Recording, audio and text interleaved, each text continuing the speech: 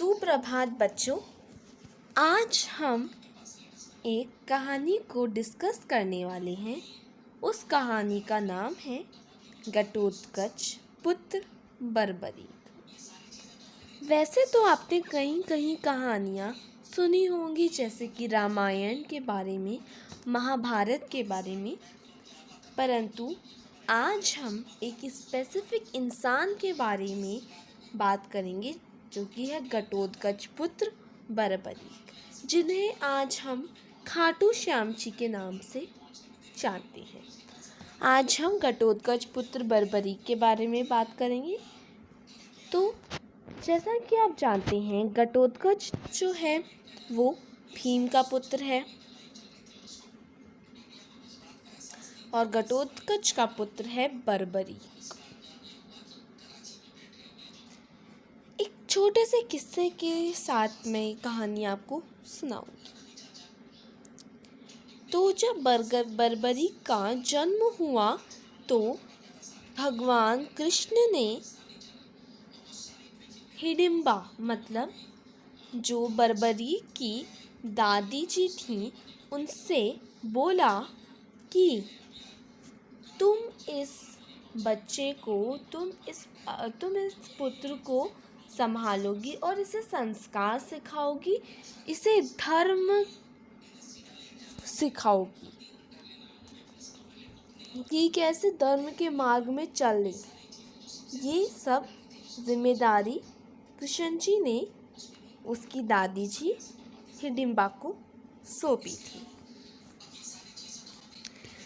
और हिडिंबा ने भी बहुत अच्छे से आज्ञा का पालन किया और बहुत अच्छे से बर्बरीक को अच्छी शिक्षा दी, उसको बहुत अच्छे से पढ़ाया लिखाया और धर्म सिखाया, संस्कार सिखाए। ये सब उसको सिखाया किसने? उसकी दादी ने, हिडिंबा। उसकी दादी कौन थी? हिडिंबा थी। हिडिंबा ने उसको बहुत अच्छे से ज्ञान दिया और फिर वो बड़ा हो गया, बर्बरीक बड़ा हो गया। तो एक दिन बर्बरीक और उसकी दादी हिडिंबा की दोनों की कन्वर्सेशन चल रही थी। तो बर्बरीक अपनी दादी से पूछता है कि दादी जी, हमें मुक्ति कैसे मिल सकती है? तो फिर जो उसकी दादी हिडिंबा थी वो कह रही थी कि मुक्ति पाने के लिए कई जन्मों की तपस्या और सुकर्म करनी चाहिए। तो फिर खाटू श्याम जी बोलते हैं, मतलब बर्बरीक बोलते हैं कि इसमें तो बहुत समय लग जाएगा, कोई ऐसा उपाय बताओ जिसमें हमें जल्दी से मुक्ति मिल पाए। तो फिर उसकी दादी कहती है, जल्दी मुक्ति पाने के लिए भगवान के हाथों अपने प्राण त्याग देना ही सही है। तो बर्बरीक को भी मुक्ति चाहिए थी, उनको भी मोक्ष चाहिए था। तो फिर वो इसके लिए एक योजना बनाते हैं। वो कहते हैं कि मैं इतनी शक्ति प्राप्त करूँगा कि मैं भगवान कृष्ण को युद्ध का प्रमाण दूंगा और फिर वह मेरा गला काट देंगे। उनको क्रोध आ जाएगा और वो मेरा गला काट देंगे। उसने सोचा। तो फिर जो बर्बरीक है उसने बहुत घोर तपस्या करी और कई देवी देवताओं से बहुत अच्छी ताकत, अच्छी दिव्य शक्तियाँ, दिव्य अस्त्र शस्त्र प्राप्त की। बहुत ज़्यादा मुश्किल से, बहुत घोर तपस्या से उन्होंने ये सब प्राप्त किया। जैसे उन्होंने दुर्गा माता उनसे प्रसन्न हुई तो दुर्गा माता ने भी अपने जो 9 अवतार थे, उन्हें 9 रूप हैं, वो उन्हें दिखाए। और बहुत उन्हें दिव्य अस्त्र, दिव्य शस्त्र प्रदान किए। ऐसे वैसे ही कई देवी देवताओं ने इन्हें बहुत सारे अस्त्र और शस्त्र और दिव्य शक्तियाँ प्रदान करी। इससे यह बहुत ज़्यादा ताकतवर बन गए, बहुत ताकतवर। घोर तपस्या के अंत होने के पश्चात वह किसके पास गए? वह गए कृष्ण जी के पास। और कृष्ण जी के पास जब वह गए तो कृष्ण जी जो थे वो एक ब्राह्मण के भेष में आए थे। तो कृष्ण जी को भी पता था कि आने वाले समय में क्या होने वाला है, और बर्बरी को भी पता था। बर्बरी को पता था कि वो कृष्ण जी है, इसलिए ही जो बर्बरी थे उन्होंने जो उस ब्राह्मण है उसे क्रोध दिलाया, क्योंकि बर्बरी को पता था कि वो ब्राह्मण ही भगवान है। और भगवान जी को भी पता था कि आगे क्या होने वाला है, लेकिन फिर भी अब वो धरती में आए हैं तो उनको अपना काम तो करना पड़ेगा। तो जो घटोत्कच पुत्र बर्बरीक होता है वो कृष्ण जी से बोलता है कि मैं बहुत शक्तिशाली हूँ, और मैं जो युद्ध चल रहा है कुरुक्षेत्र में उसमें मैं कौरवों का साथ दूंगा, और मैं अर्जुन की सेना को झट से ही ख़त्म कर दूंगा, 2 मिनट में ख़त्म कर दूंगा, उसका एक भी इंसान नहीं बचेगा। तो फिर कृष्ण जी कहते हैं तुम ऐसे कैसे कर सकते हो, ज़रा मुझे भी करके दिखाओ।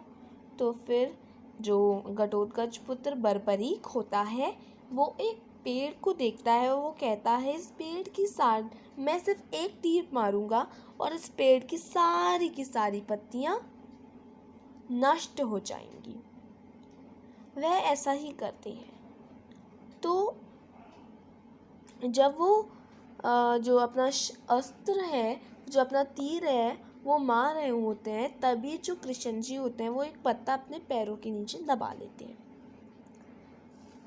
फिर घटोत्कच पुत्र बर्बरीक एक निशाने में ही सारे पत्तों को नष्ट कर देता है। फिर कृष्ण जी देखते हैं कि उनके पैरों में के नीचे जो पत्ता था वो भी नष्ट हो गया था।